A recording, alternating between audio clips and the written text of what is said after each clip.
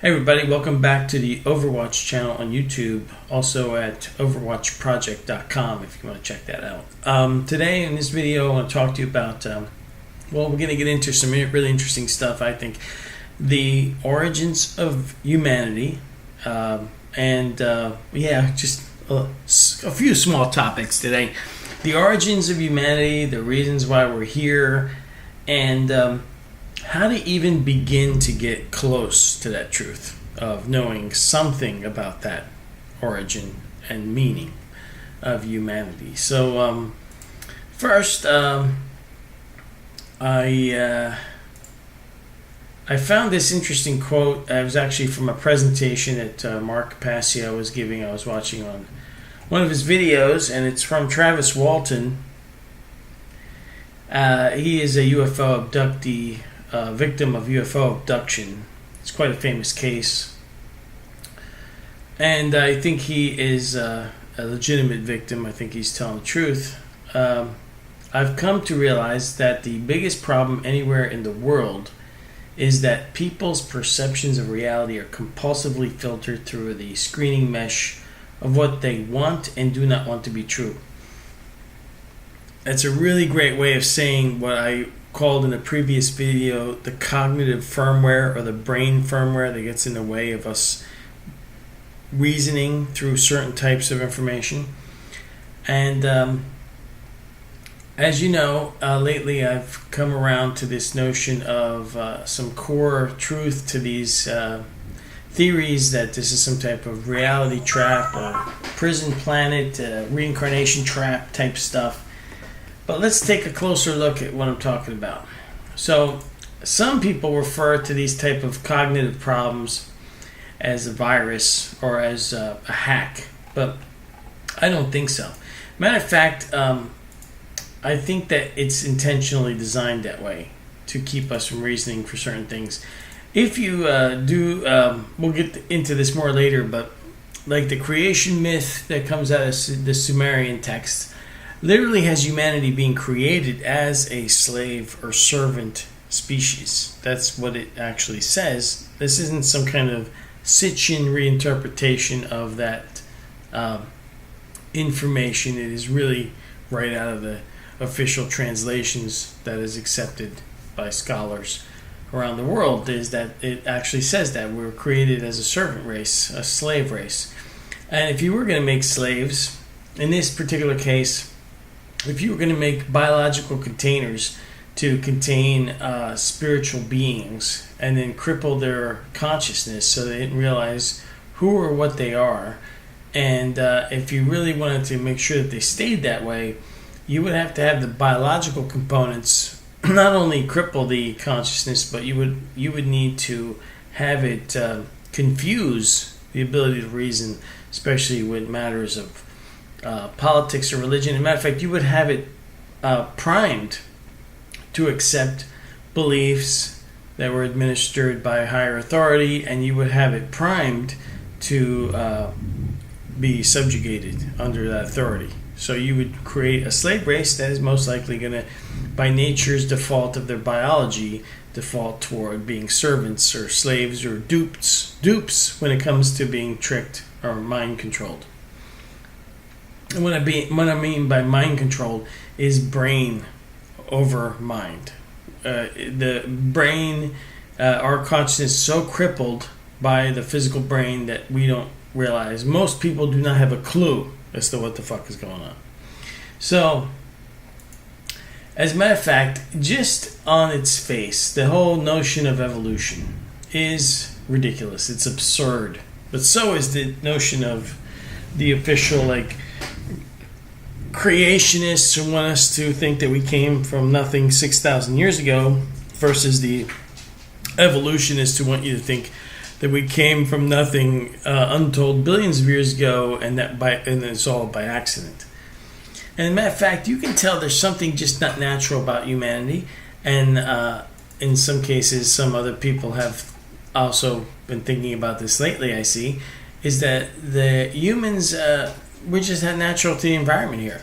See, if evolution was true, then humans would be natural to the environment, but we are not natural to the environment. We have so many freaking problems compared to all other species on Earth. It's like we're designed, but not designed for this planet, right? So there's just no way around that.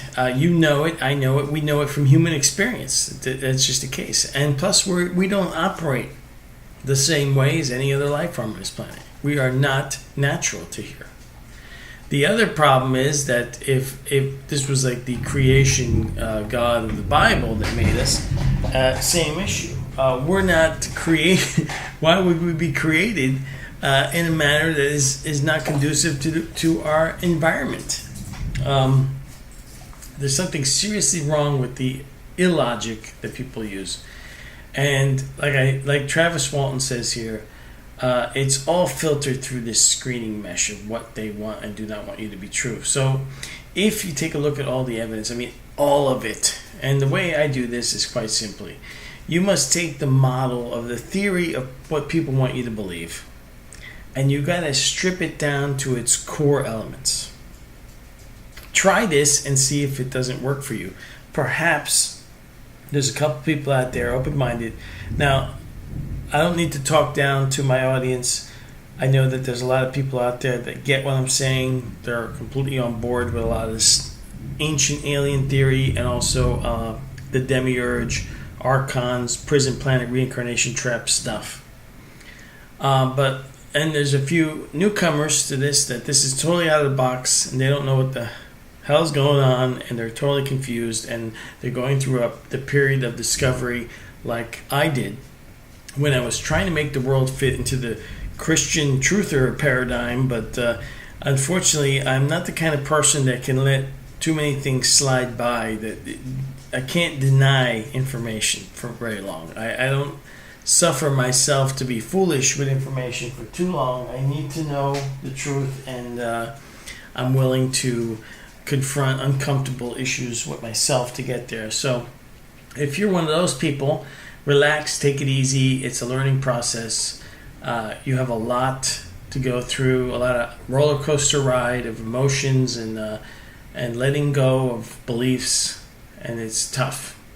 Because what you really want to get to is the truth. The truth is not a belief. So you have to distinguish between facts and evidence, and then you can always have your theories and imaginings based on the facts and evidence, because we don't have enough to have a complete story.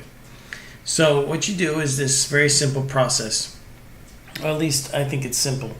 You take the models and theories that you're given, say whether it's from your religion or whether it's from the materialistic sciences or whatever, and you strip it down to its core elements. Get rid of all the bullshit. Get rid of all the stuff that they add on to it, make it complex seeming, and just make it simple. And then compare it to the mountainous amount of evidence and information that's available, and see if it holds up. For example, if you take materialism down to its simple components, what you have is where consciousness comes from the brain. There is no life after death. You can't have any kind of psi phenomena.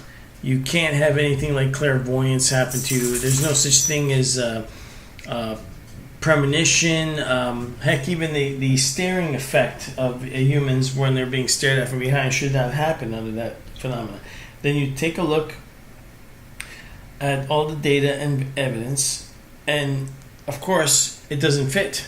So materialism is wrong then. You can do it with religions. You can do what I did, which is if you happen to be in the Christian club, you take the entire Bible, you read it, then you read it again, then you look at what apologists say, then you take a look at the very simplified version of the whole premise of Christianity, and then compare it to all the data and evidence.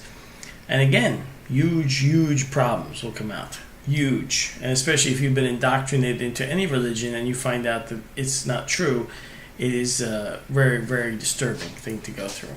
So, first thing you have is that humans do not appear natural to the environment, and that is a problem. It's a problem for evolutionists, and it's a problem for the religionists.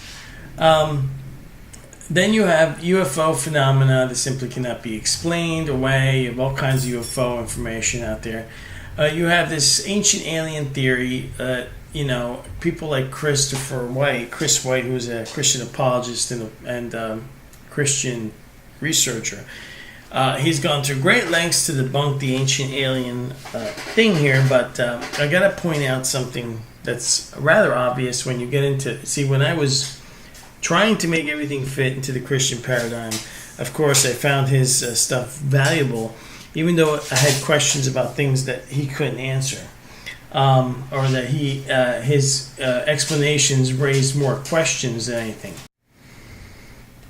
So Chris White does this whole documentary of Ancient Aliens Debunked, but looking back at all the information again, it's obvious what's going on here. See, he doesn't debunk the ancient alien theory per se, or at least not all parts of it. What he has done here is debunked the Ancient Aliens television show on the History Channel, which does take quite a few liberties with the facts to make the show entertaining. So even though they have some truth in there, they also deviate greatly with all this nonsense that they go through, and you don't get a really honest picture from the television show. And he clearly, Chris White clearly shows that. Does that mean that Chris White is right? That the Bible is an errant word of God? That the book of Revelation tells you about the end of the world, and we all get to live in a cube that's 1,400 miles on every side at the end of the world, and that's heaven? Because, and for anybody out there that doesn't know what I'm talking about, the book of Revelation, the end of the book of Revelation, describes heaven as basically a giant box that you get to live on. Okay, that's the New Jerusalem, where God will hang out with you and you can worship Him all day and there's no night. And have your new physical bodies in this box. And if you don't believe me, go pick up your Bible and read it carefully. And I think it's in, by the time you get to chapter 22 of the book, 21:6 maybe, is the part I'm talking about. So, if you listen to Chris White, he does this great work here on Ancient Aliens, debunking the television show. But like I said, not everything in the theory is debunked here. And he does so by showing how the show sometimes misrepresents information. And sometimes maybe even outright deceives the audience.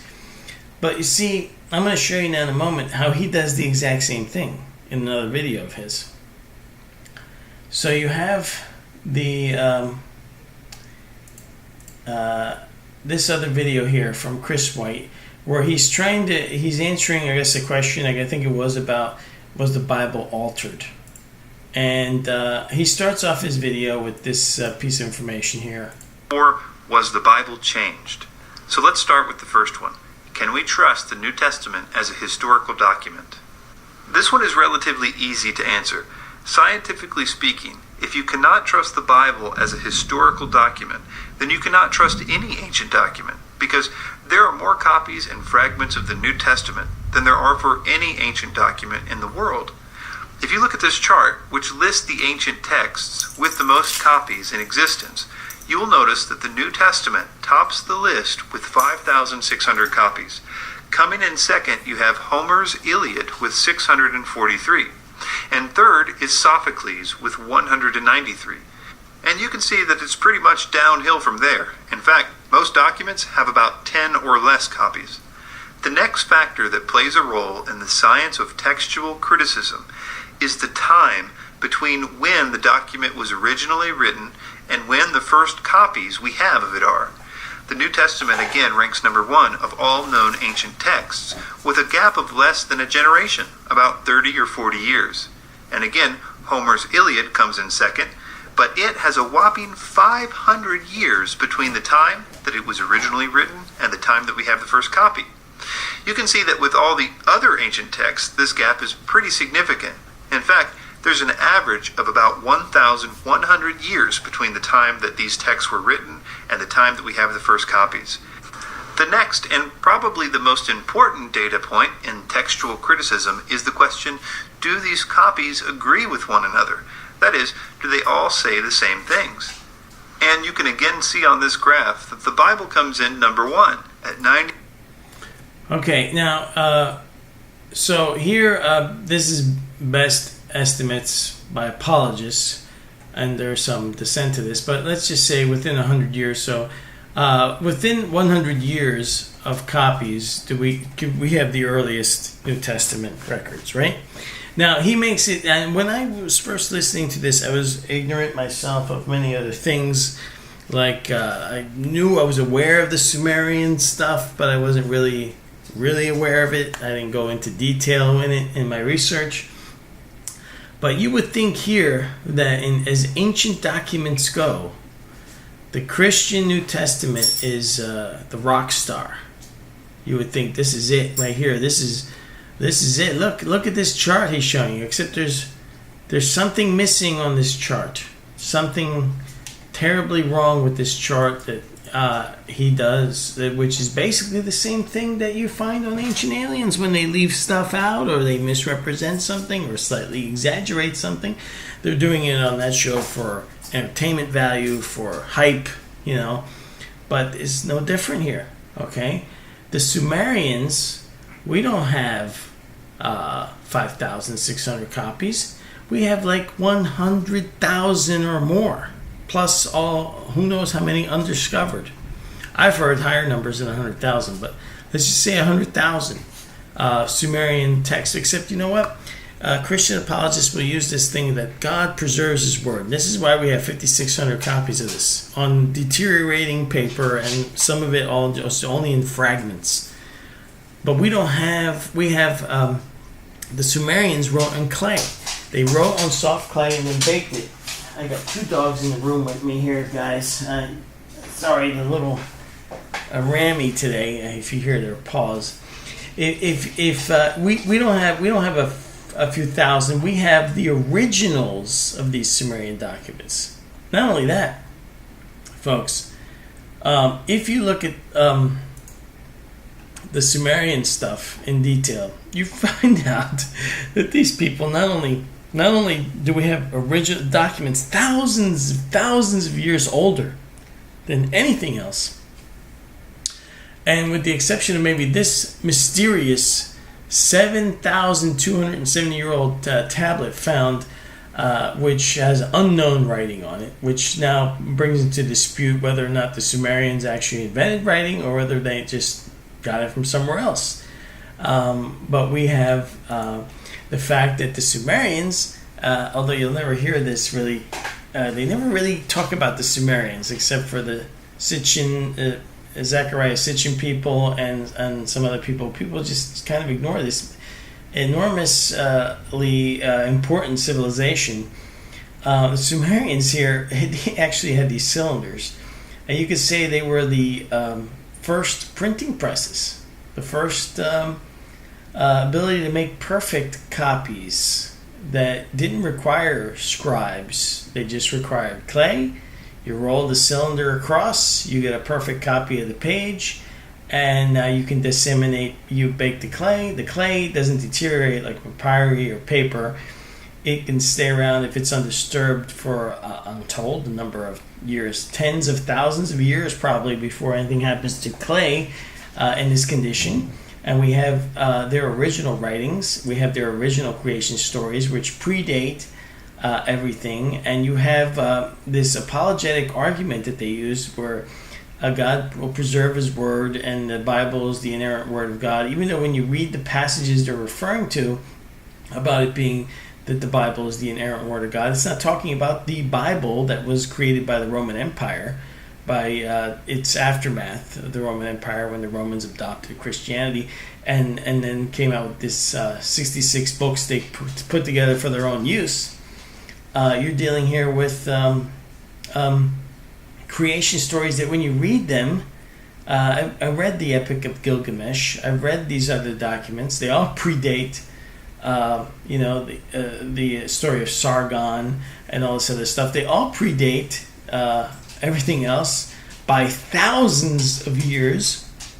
And then you read this stuff, and gee, it sounds eerily familiar. And then you get this sort of argument from people that somehow that's backward. Somehow these stories that were written before we're supposed to believe didn't influence the stories that were written after. Obviously, there's something to the flood, okay, because it's worldwide and in different myths all over the world. But you got scholars that are aware that it probably came, Graham Hancock for one. It probably happened from the enormous meltdown of the ice that happened around 12,000 years ago, which caused massive flooding.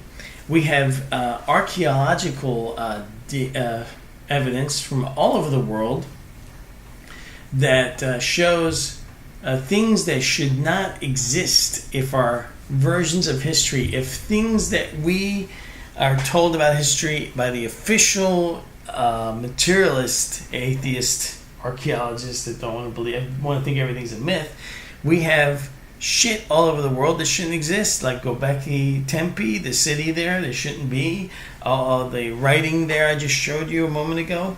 We have artifacts and archaeological site anomalies that just should not be, showing that our history is wrong, showing that what we think about science is wrong.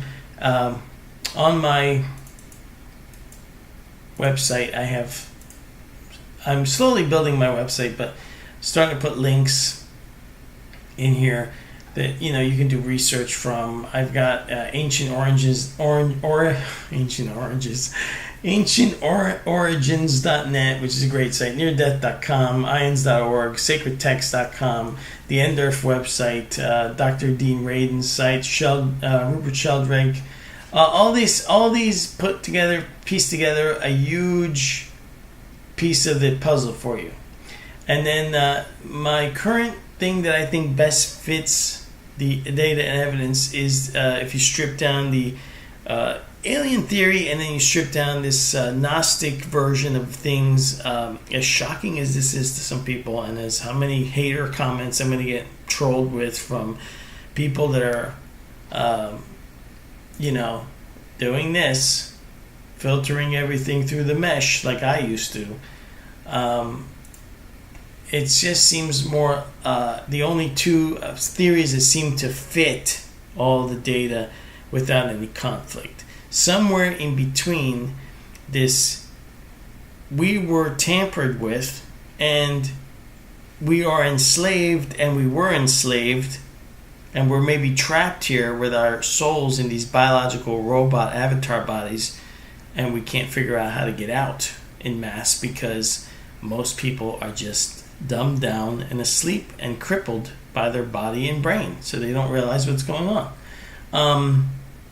If you think about it, the ancient alien or the alien theorists out there, the people who do ufology, they're focused on the technology.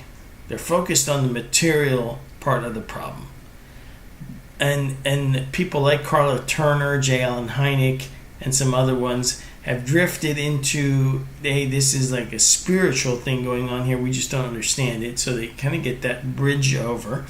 And then you have the modern day Gnostic thinkers that have somehow co-opted part of this alien theory, and they have bridged it with Gnosticism, with the concept of the archons and the demiurge and some kind of reincarnation trap that we're trapped in. And it's all very fascinating, and a lot of it does fit a lot of the evidence, and it does make a lot of sense in light of the fact that people die, have near-death experience, get talked about this mission they have to complete, never told what that mission is.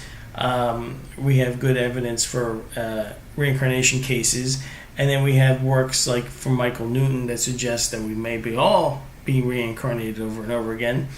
And then you have concepts of Buddhism and the Tibetan Book of the Dead and all this other stuff that talks about how to get out of the reincarnation cycle.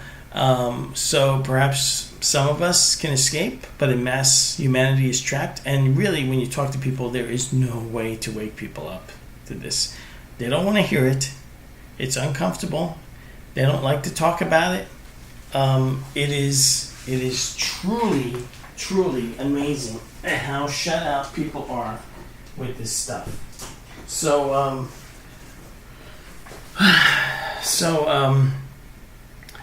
now I don't agree with everything. Here's the problem though. Okay, what ends up happening is you can come up with a core idea of something like, hey, this model fits, the core essence of this model fits the data, the core essence of that model fits the data. Maybe somewhere in between these two models we get closer to the truth. And then you have a whole bunch of people here, like, for example, this Doug Michael. I've mentioned him before. I've started to read the books that his friend has written and that he talks about on his YouTube videos. And the YouTube videos are fantastic. They cover the core of the problem perfectly. I read his philosophy book, which I added to my Mind Fuel page here. This book right here, great book, awesome book.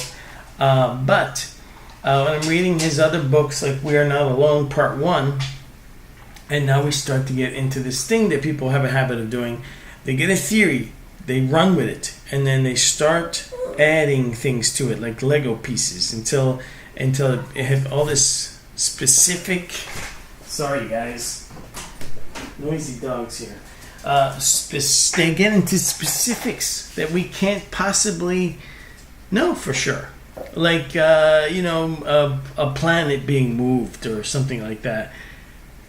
It's a theory. It's a good imagination based on the facts available, but it is an imagination. And people start going off into these highly conclusive statements, like Cameron Day with his, how to get out of the reincarnation trap by doing a certain kind of mental exercises. One of them includes grounding yourself to the planet. I have no idea where he gets that from. I don't know why I should ground myself to a planet I'm trying to escape from. I see there's just people then start to be gurus with things. I'm not a guru here. I'm just saying, look, I removed my mesh. I'm looking at all the information and data. The two best things that meet up with the data is that something extra human, extra terrestrial, if you want to call it interdimensional, something messed with us. 2, we have this design. We are basically spiritual entities, energy beings, if you want to call it that, or just pure consciousness, beings of an individual nature that have been put inside of biological bodies. And not all people are actually a part of this, because there's that thing like Mark Passio points out, these psychopaths in our society that have no empathy, no emotion. They seem to have no soul. And perhaps they are literally just the biological robots atheists believe we all are. But who knows? But the thing is that we are these spiritual beings that exist apart from our body and brain. And while we are here, we are born with amnesia. We are then fed a bunch of garbage information from all sorts of sources. And unless you have the willpower and desire to look for yourself, you will just drown in all the lies being fed to you from every direction until the point where you become totally mindless. And then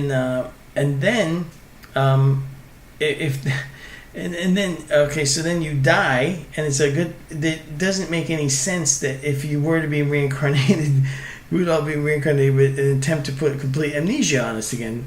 This is not in any way beneficial. You can fool yourself and tell yourself that it is.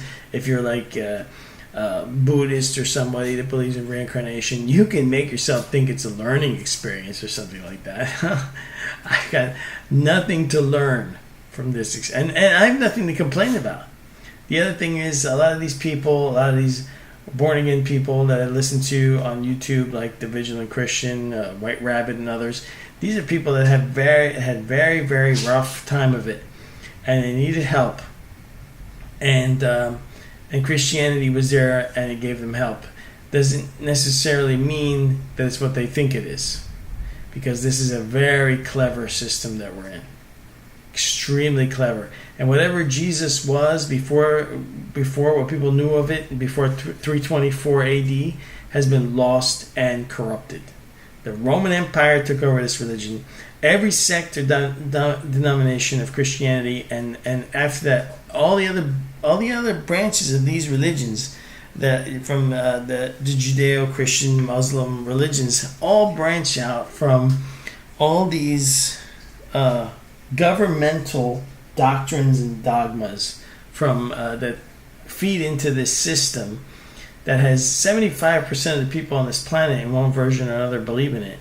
And what a great system it is, to a system of waiting for salvation, a system of, like, when I hear Christians say they're slaves to Christ, or that they're the sheep, for crying out loud, folks. Sheep. And then they call other people sheeple. That's the most funny part. The religion says that you're a sheep, but I see on Christian Truther channels referring to other people that are asleep as sheeple. And no light bulbs go off. Nothing. I want to just play a little clip here from this part of this professor going over the Enuma Elish. This is the ancient Babylonian creation myth that also is derived from the Sumerian text as well. Today what I'd like to do is begin our survey of Genesis 1 through 11 in order to illustrate the way that biblical writers drew upon the cultural and religious legacy of the ancient Near East that we've been talking about, its stories and its imagery, even as they transformed it in order to conform to a new vision of a non-mythological God. We're going to be looking at some of Kaufman's ideas as we read some of these texts. Now, one of the scholars who's written quite extensively and eloquently on the adaptation of ancient Near Eastern motifs in biblical literature is a scholar by the name of Nahum Sarna. I highly recommend his book. I'll be drawing very heavily on Sarna's work as well as the work of some other scholars who have spent a great deal of time comparing Israelite and ancient Near Eastern stories, particularly these opening chapters, in order to see the features that they share and to wonder if perhaps there isn't, after all, a chasm that divides them quite deeply. In our consideration of Genesis 1 and 2, we first need to consider a Babylonian epic, an epic that is known by its opening words, Enuma Elish, which means when on high, the opening words of this epic. And the epic opens before the formation of heaven and earth. Nothing existed except water. And water existed in two forms. There's the primeval freshwater ocean, which is identified with the male divine principle, a male god, Apsu. You have a primeval saltwater ocean, which is identified with a female divine principle, Tiamat. Tiamat appears as this watery ocean, but also as a very fierce dragon-like monster. It begins, when on high the heaven had not been named, firm ground below had not been called by name, naught but primordial Apsu, their begetter, and Mumu Tiamat, she who bore them all, their waters commingling as a single body. No reed hut had been matted, no marshland had appeared, when no gods whatever had been brought into being. Uncalled by name, their destinies undetermined, then it was that the gods were formed within them.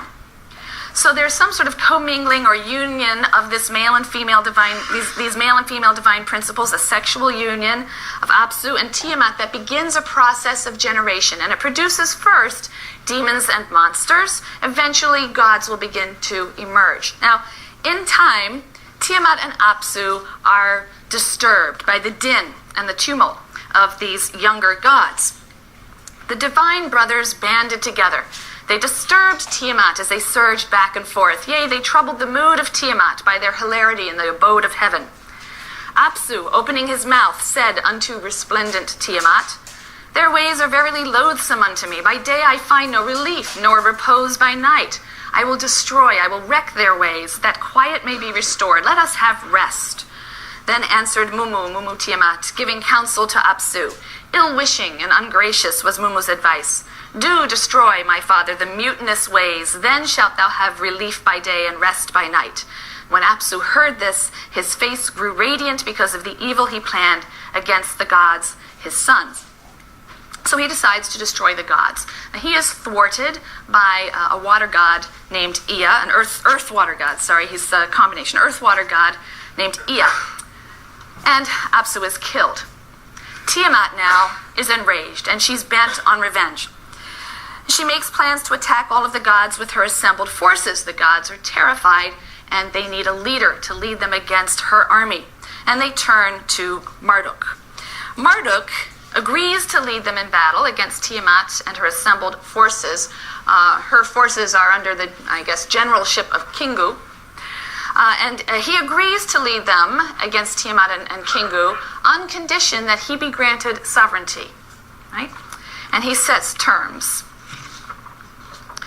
His heart exulting, he said, Creator of the gods, destiny of the great gods, if indeed I, as your avenger, am to vanquish Tiamat and save your lives, then set up the assembly, proclaim supreme my destiny. Let my word, instead of you, determine the fates. Unalterable shall be what I may bring into being. Neither recalled nor changed shall be the command of my lips. And the agreement is struck. And Marduk fells Tiamat in battle. It's a fierce battle, and there is, in fact, a memorable passage that details her demise. In fury, Tiamat cried out allied. To the roots her legs shook both together.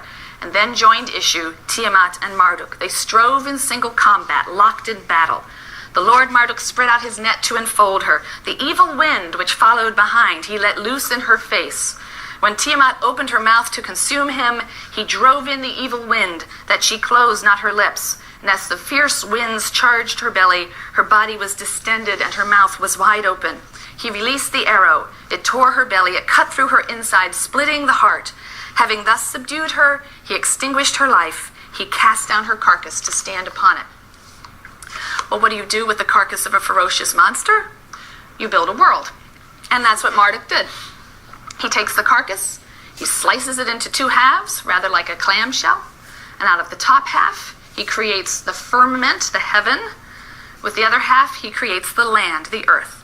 He split her like a shellfish into two parts. Half of her he set up and sealed as a sky, pulled down the bar, and posted guards. He bade them to allow not her waters to escape.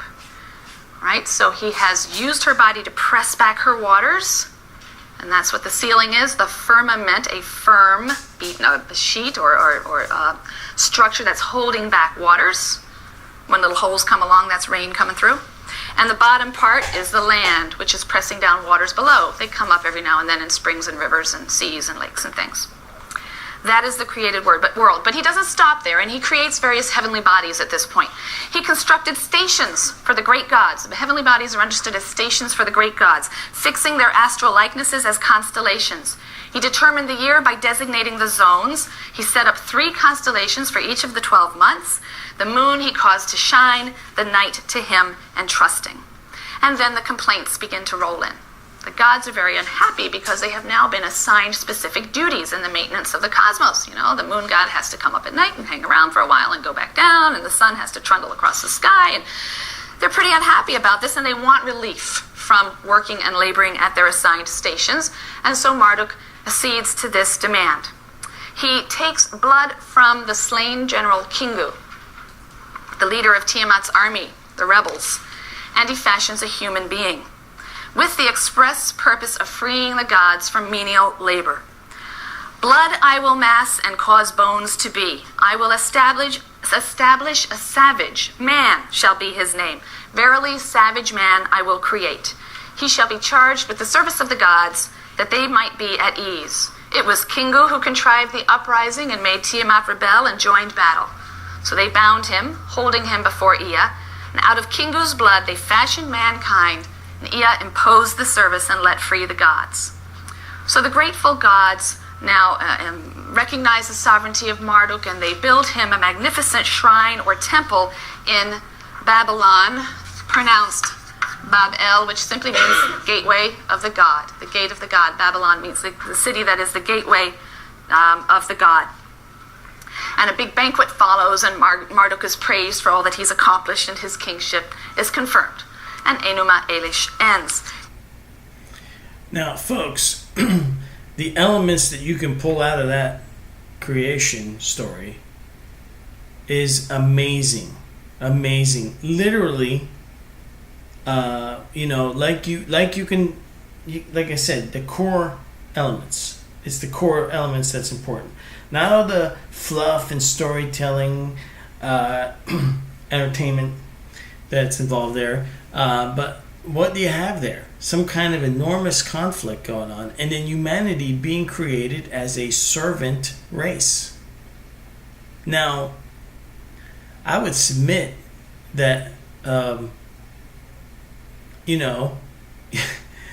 is awfully a suspicious thing to come up with, for people to come up with as a story for their creation. Is that we were created as a servant or slave race for somebody else. It's also very much more elaborate, and although they still have a kind of improper view of cosmology, at least the way it sounds like in that story with the firmament and all that stuff, like same thing that's in Genesis, you have no issues there with the amount of people needed to, of course, procreate and keep the gene pool going. You don't have just like two people now. You have a literal race. And the fact that they used blood for the material, or implied there that it's genetic material being used to create this race of savages, as they call them. Of course, if you were to follow the ancient alien kind of conceptual theory there, you have this. If you look at the work of Lloyd Pye, if you look at some Mark Passio's videos, and you see a logical argument can be made for tampering, and that we are, you look at the human genome and the mysterious fusing that had to take place from 48 to 46 chromosomes, and you look at all this information, you try to make sense of it, and without any kind of mesh or filter, and you listen to everybody's arguments about where we came from and why we're here. And then you look at all the NDE data and all this stuff on reincarnation, and you look at this light and what these spiritual beings are telling us when we're on the other side for a short time, when we get to experience this. And I'm going to make a video. The next video I'm going to make is what to do if you are ever in a death experience. At least some advice on what you might consider doing, which is different than what mostly everybody does. So, I hope you found this video useful. I think I've ranted on long enough. Also on my channel playlists, I got a new playlist, Matrix Reality. It's got 32 videos on there right now, all kinds of stuff to look at. As I add more videos, there'll be more stuff to look at, of course. And this one video here explains the concept of like the demiurge type stuff really well. This Montauk guy does pretty good work. There's all kinds of other videos in here to look at, but just look at the information in direct correlation to the evidence and facts and data without trying to force fit it into some kind of mesh reality belief system that you have. And hopefully you might be one of the ones that start to see what I see, which isn't good. We'll deal with that later. Thanks for watching, and don't forget the overwatchproject.com, and I'll see you guys in my next video where I'm going to do some... Alright, you guys, knock it off. See you guys. Bye. I got two dogs here. I got a hound dog and a little chihuahua, and they like each other, but man, they're ridiculous. Alright, see you guys. Take care. Bye.